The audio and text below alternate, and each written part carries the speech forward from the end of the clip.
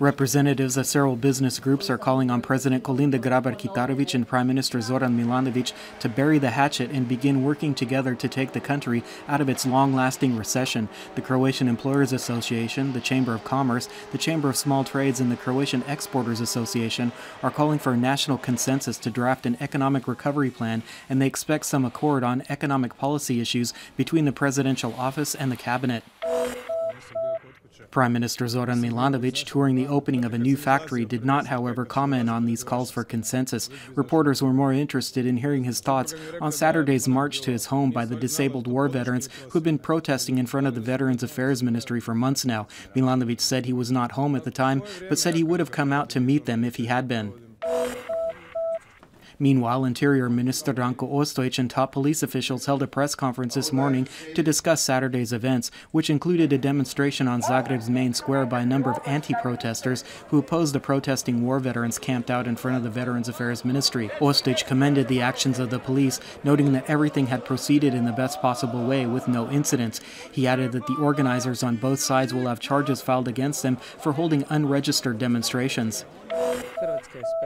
Foreign Minister Vesna Pusic, attending a meeting of the European Union foreign ministers, commented on the resolution of debts owed by the Slovenian Ljubljanska Bank to depositors in Croatia. She said that in light of court decisions and with reference to the matter of transferred savings accounts, there is a possibility that Slovenia and Croatia can seek a suspension in procedures so that a solution can be worked out within the next 2 years.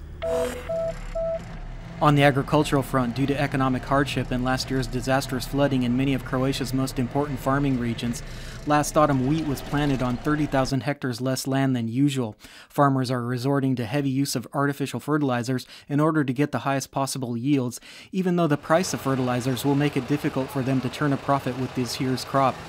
Meanwhile, troubling news for the domestic dairy industry as well, as milk production is down in comparison to the preceding year, with 3% less overall and a 15% decline in the yield of milk for drinking.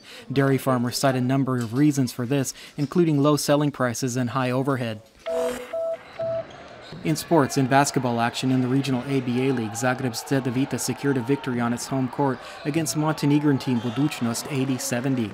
Zagreb's other team Cibona lost in an away match against Macedonia's MZT 78-65, while in Belgrade Zadar was defeated by Partizan 87-53. And finally, the weather forecast for the rest of the day. Skies will be moderately to mostly overcast with some scattered rainfall in the northern coast, mostly in the Istrian Peninsula, the wider Rijeka area, and the adjacent inland zone. Skies will be sunnier farther to the east and south. Moderate bore winds will blow on the coast with stronger winds on the open seas, as well as easterly winds at places. The bore winds will get rather strong on the northern coast.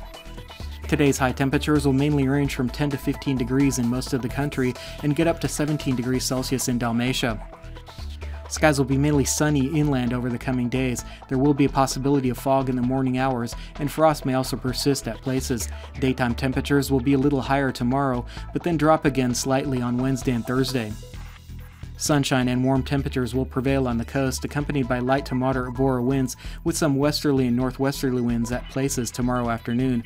More clouds on Wednesday will raise the possibility of very light rainfall in the far south.